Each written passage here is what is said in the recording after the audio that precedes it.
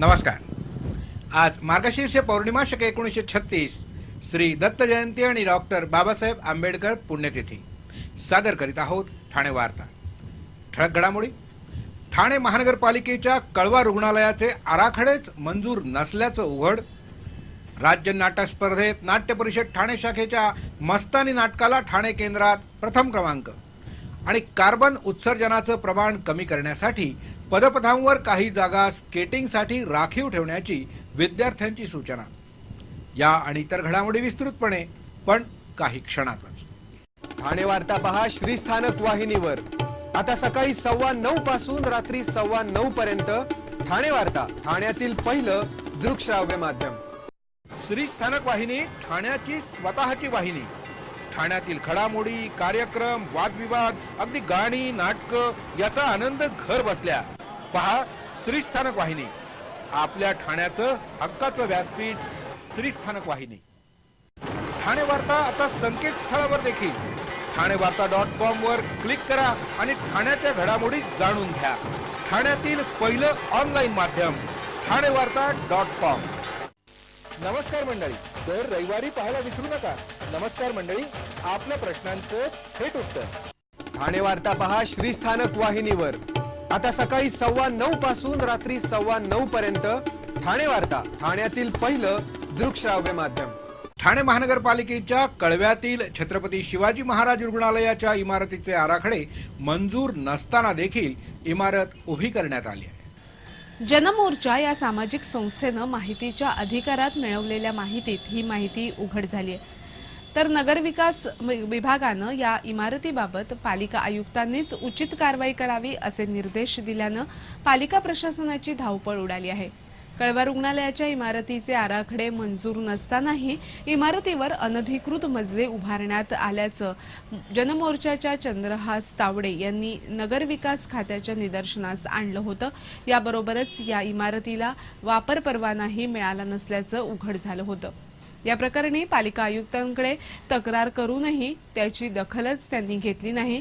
पालिकेनं यावर खुलासा करताना तत्कालीन विकास नियंत्रण नियमावलीनुसार पालिकेच्या वास्तूकरता नकाशे मंजूर करून घेण्याची पद्धत प्रचलित नव्हती असं स्पष्ट केलंय।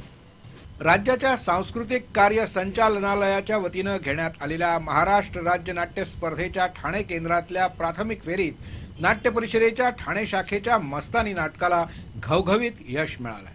अखिल भारतीय मराठी नाट्य परिषदेच्या ठाणे शाखेच्या मस्तानी या नाटकाला ठाणे केंद्रात प्रथम क्रमांक मिळाला आहे। या नाटकाच्या दिग्दर्शनासाठी दुर्वेश आकेरकर, नेपथ्यासाठी विलास जोशी आणि रंगभूषेसाठी शरद सावंत यांना प्रथम क्रमांकाचा पुरस्कार मिळाला आहे। या नाटकातील विशाखा दरेकर आणि अनुज ठाकरे यांना अभिनयासाठी गुणवत्ता प्रमाणपत्र मिळाली आहेत। ठाणे केंद्रात प्राथमिक फेरीसाठी एकूण 15 नाटकं सादर झाली होती। त्यापैकी नाट्य परिषदेच्या ठाणे शाखेचं मस्तानी हे नाटक अंतिम फेरीसाठी पात्र ठरलं आहे।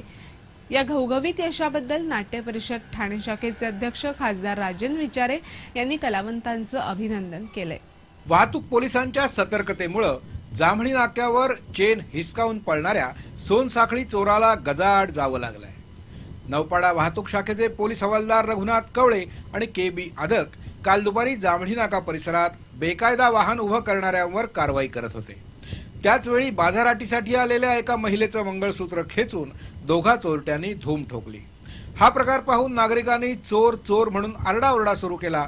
त्याचवेळी वाहनांवर कारवाई करत असलेल्या आदक आणि कवळे या दोघांनी पाठलाग करून संजय रावळ या चोरट्याला पकडण्यात यश मिळवलं।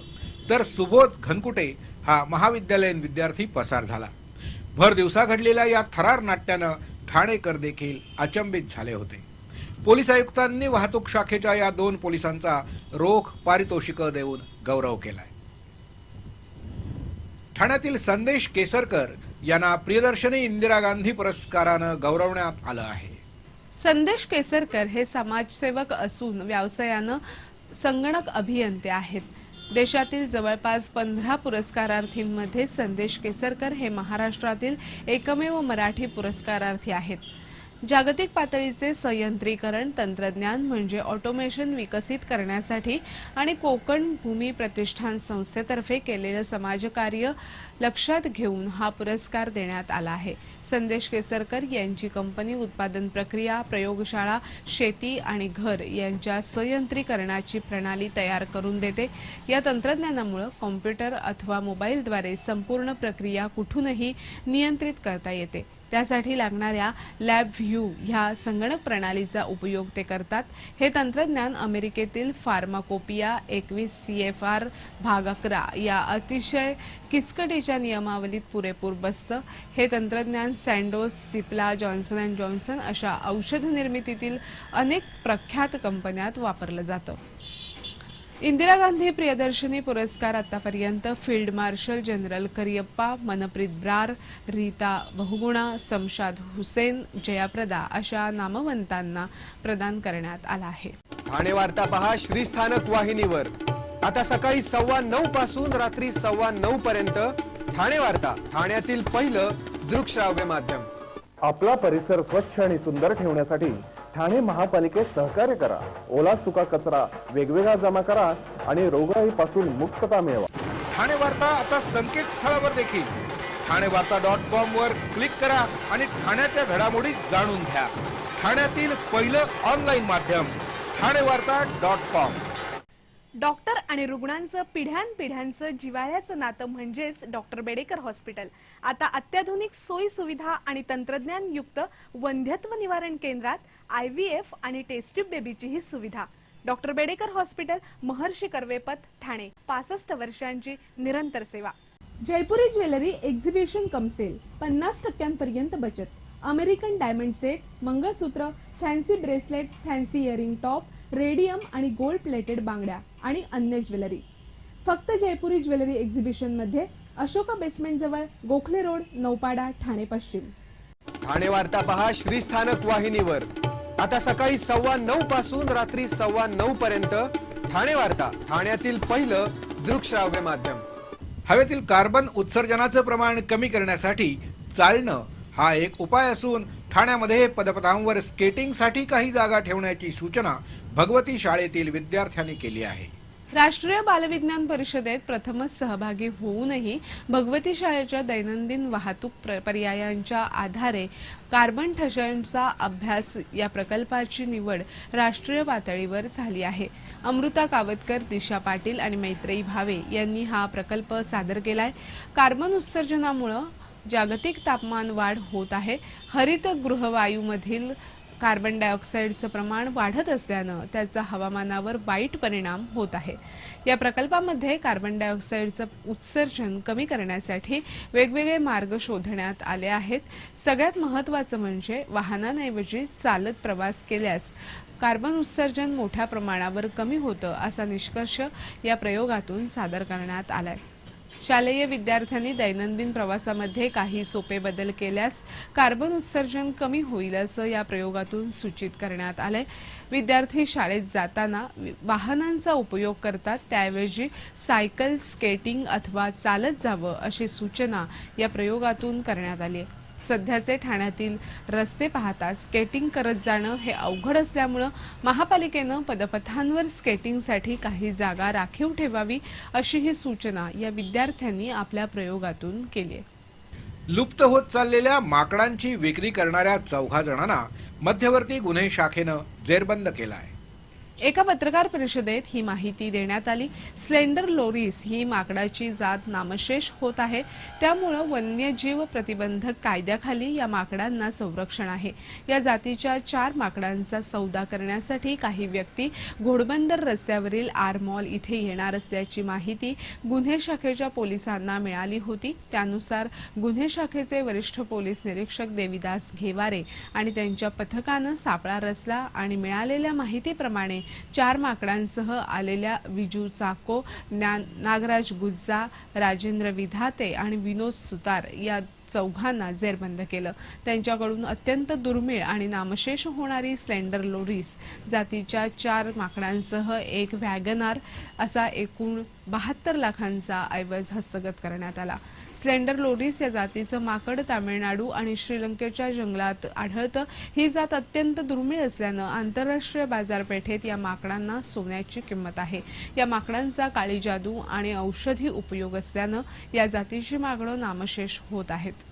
भारतीय राज्यघटनेचे शिल्पकार डॉक्टर बाबासाहेब आंबेडकर यांचा 58वा महापरिनिर्वाण दिन आंबेडकर अनुयायांनी धीरगंभीर वातावरणात साजरा केला. या निमित्तानं ठाण्यात विविध कार्यक्रमांचं आयोजन करण्यात आलं होतं. दादरच्या चैत्यभूमीवर दर्शन घेण्यासाठी मोठ्या संख्येनं आंबेडकरांचे अनुयायी गेले होते. चैत्यभूमीवर आंबेडकर अनुयायांचा जनसागर लोटला होता.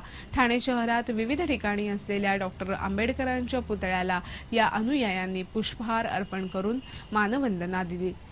कोर्टनाका येथील बाबासाहेब आंबेडकरांच्या पुतळ्यास मध्यरात्रीपासूनच अभिवादन करण्यासाठी आंबेडकर अनुयायांनी गर्दी केली होती. अनेकांनी बाबासाहेबांच्या पुतळ्यासमोर मेणबत्त्या लावून बाबासाहेबांना अभिवादन केलं.